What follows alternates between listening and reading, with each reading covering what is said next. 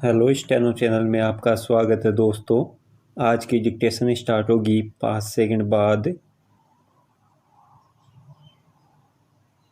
Start. समूचे देश में महामारी के असर में बाजार की जो हालत है उसमें स्थितियों के सहज रहने की उम्मीद नहीं की जा रही है। इसके बावजूद आम लोगों की अपेक्षा सरकार से जरूर बनी रही है कि वह उनकी मुश्किलों को कम करने की कोशिश करेगी। मगर ऐसा लगता है कि महामारी के चलते उपजे मौजूदा संकट ने सबके हाथ बांध रखे हैं।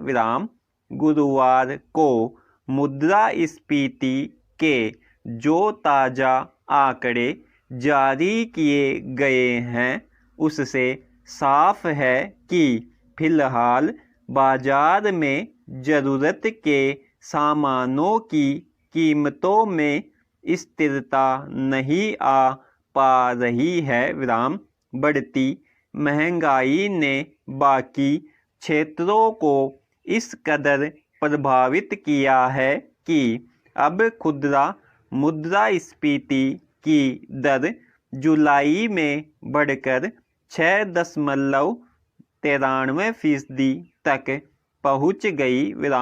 जब जून में मुद्रास्फीति के 6.23% पर पहुंचने का आंकड़ा आया था तब भी इस पर चिंता जताई गई थी।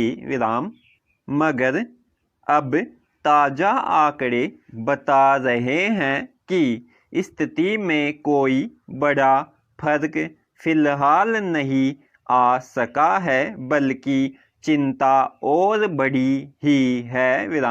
यह लगातार दूसरा महीना है जब खुदरा मुद्रास्फीति की दर रिजर्व बैंक के संतोषजनक स्तर से ऊपर रही है।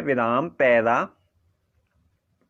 गौरतलब है कि जून में जुलाई के मुकाबले पूर्णबंदी में कम ढील दी गई थी और तब बाजारों का खुलना शुरू ही हुआ था। यानी देश के कई हिस्सों में जुलाई महीने में बाजार का जितना हिस्सा खुलकर सहज होने की प्रक्रिया में आ गया, जून में उससे काफ़ी कम क्षेत्र खुले थे।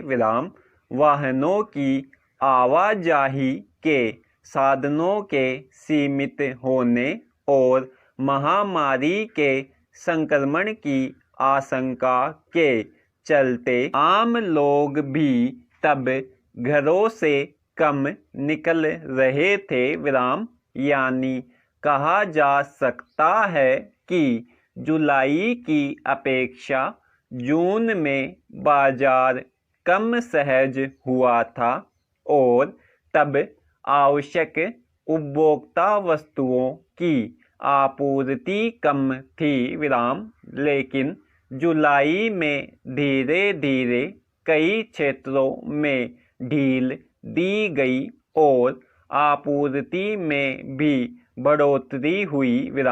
इसके बावजूद ज़रूरत के सामानों सहित खाद्य पदार्थों की कीमतों में न केवल कमी आई बल्कि महंगाई की दर में बढ़ोतरी ही हुई और जुलाई में वह 9.62% पर पहुंच गई।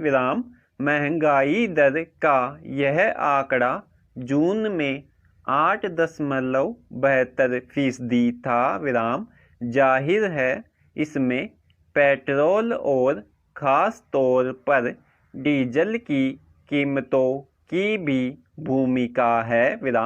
मुख्य रूप से खाद्य पदार्थों के दाम बढ़ने का सीधा असर मुद्रास्फीति पर पड़ा और इसकी दर में भी बढ़ोतरी हो गई। पैरा सरकार ने रिजर्व बैंक को मुद्रास्फीति 2% की कमी या बढ़ोतरी के साथ 4% के स्तर पर बनाए रखने की जिम्मेदारी दी है। लेकिन ताज़ा आंकड़े बता रहे हैं कि बाजार में खुदरा कीमतों पर लगाम लगाना संभव नहीं हो सका है। सही है कि घोषित तौर पर चरणबद्ध तरीके से पूर्णबंदी में काफ़ी ढील दी गई है। लेकिन देश के कई हिस्से में आज भी पूर्णबंदी की ही स्थिति चल रही है। जहां बाजार खुले भी हैं तो वहां थोक सामानों की आपूर्ति और खरीदारी में पहले जैसी सहजता नहीं आ सकी है।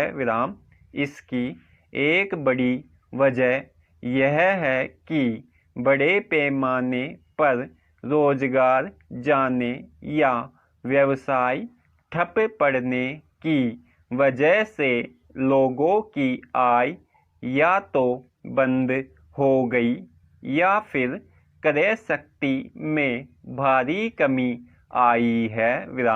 ऐसे में लोग खाने पीने के अनिवार्य सामानों के अलावा बहुत ज़रूरी होने पर ही कोई अन्य खरीदारी कर रहे हैं। शुरू में खाद्य वस्तुओं की आपूर्ति में कोई बड़ी बाधा नहीं होने की बात कही गई थी। लेकिन सच यह है कि पूर्णबंदी लागू होने के बाद से अब तक इस क्षेत्र में भी पूरी सहजता नहीं आ पाई है और खाने पीने के सामानों की महंगाई भी लोगों को परेशान कर रही है। समाप्त।